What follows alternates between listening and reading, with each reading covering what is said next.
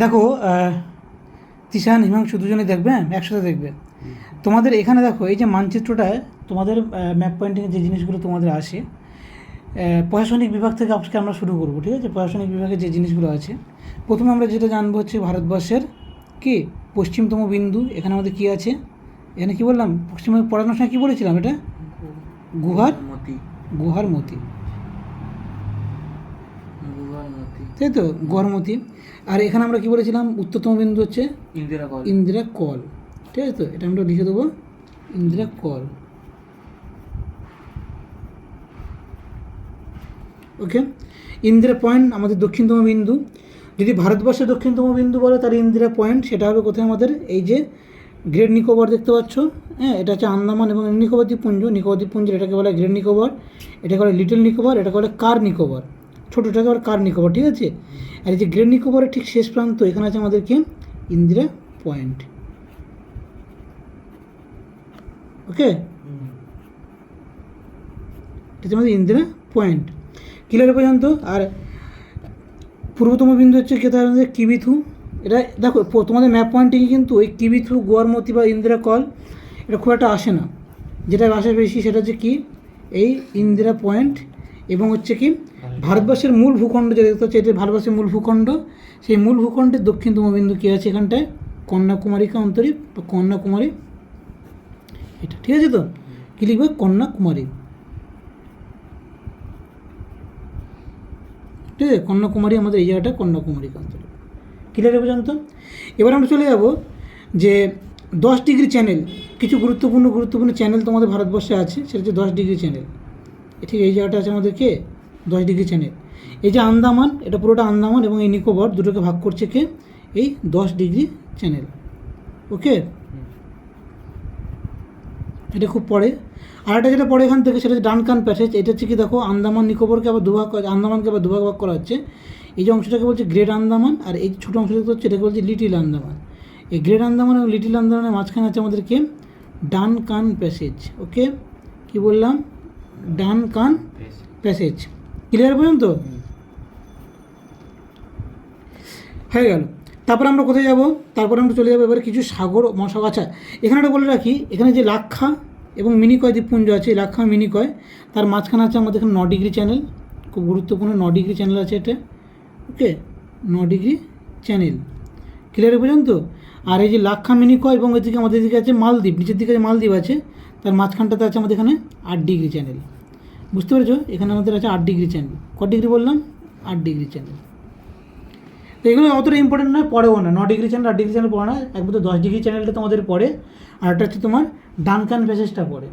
ওকে, এবং তো ক্লিয়ার তো। তারপর আমরা চলে যাব ভারতবর্ষের আর কিছু অংশ, জিনিসগুলো আমরা জানবো। সেগুলো হচ্ছে পক প্রণালী আছে, ভারত এবং শ্রীলঙ্কাকে বিচ্ছিন্ন করেছে এই জায়গাটায়, পক প্রণালী, ঠিক আছে? তো এই যে প্রণালীটা, এটাকে আমরা কী বলছি, পক প্রণালী, বুঝতে পারলে? এটা ভারতের পক প্রণালী, ক্লিয়ার পর্যন্ত। তো ভারতের প্রশাসনিক বিভাগ থেকে এই জিনিসগুলি তোমাদের বেশিরভাগ মানে বেসিক্যালি আছে। এবারে যে জিনিসগুলো আছে সেটা হচ্ছে কি, কিছু লাইন তোমাদের পড়ে, আমি সাগর মহাসাগরের দিকে যাচ্ছি না, ওগুলো তোমার হচ্ছে নদ নদীর ভূপ্রকৃতির মধ্যে আমরা পড়বো পরে, উপকূল টুকুল পরে পড়ছি। র্যাডক্লিফ লাইন যদি পড়ে তোমাদের, এটা হচ্ছে র্যাডক্লিফ লাইন, এই যে পাকিস্তানের যে সীমানা ধরে বরাবর যেটা আমাদের চলে যাচ্ছে, এটা হচ্ছে র্যাডক্লিফ লাইনে যে যাচ্ছে জিনিসটা, ক্লিয়ার পর্যন্ত। র্যাডক্লিফ লাইন, একটা র্যাডক্লিফ লাইন আছে। আর এই যে বাংলাদেশ সীমান্ত, তখন তো মানে পাকিস্তানকে ভাগ করেছিল দুটো, ঠিক আছে? এটা যে পূর্ব পাকিস্তান আর পশ্চিম পাকিস্তান ছিল, তাহলে পূর্ব পাকিস্তানকে ভাগ করেছে, এটাও র্যাডক্লিফ লাইন, যেটা ভারতের সাথে আমাদের সবচেয়ে দীর্ঘতম বাউন্ডারি লাইন শেয়ার করেছে, ঠিক আছে? 4097 কিলোমিটার, 4096.7 কিলোমিটার, অর্থাৎ 4097 কিলোমিটার বাউন্ডারি লাইন শেয়ার করেছে বাংলাদেশ তো ভারতের, ক্লিয়ার পর্যন্ত। আর এটা হচ্ছে আমাদের এটা আছে। আচ্ছা, এই দুটো হচ্ছে র্যাডক্লিফ লাইন।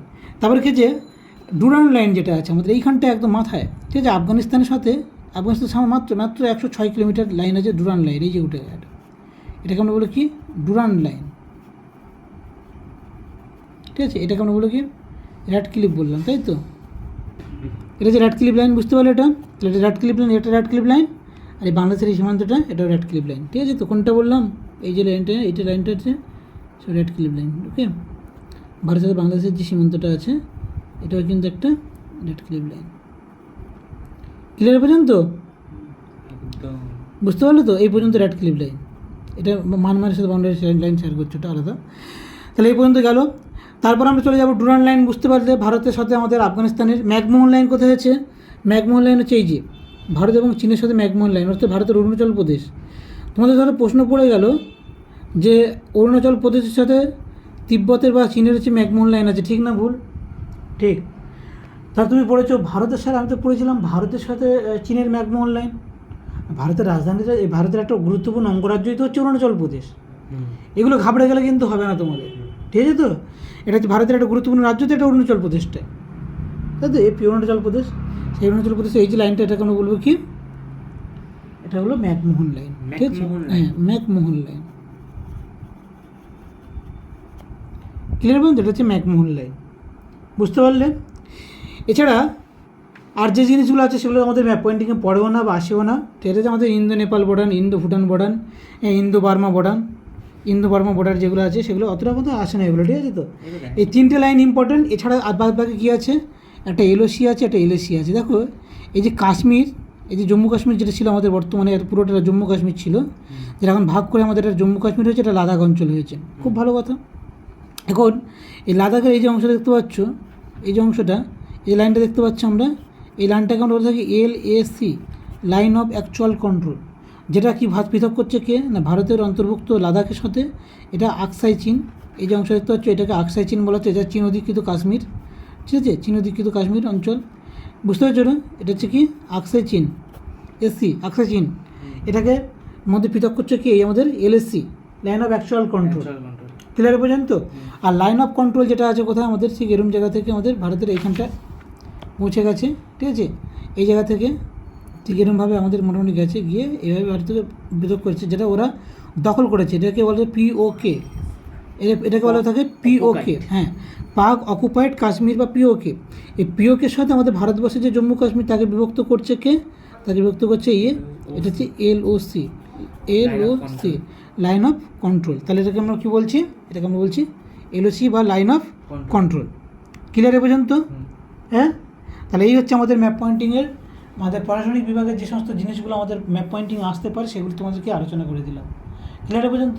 তারপর আমরা চলে যাব ভূপ্রাকৃতিক বিভাগ, নদ নদী ইত্যাদি ইত্যাদিগুলো চলে যাবো আমরা, ঠিক আছে?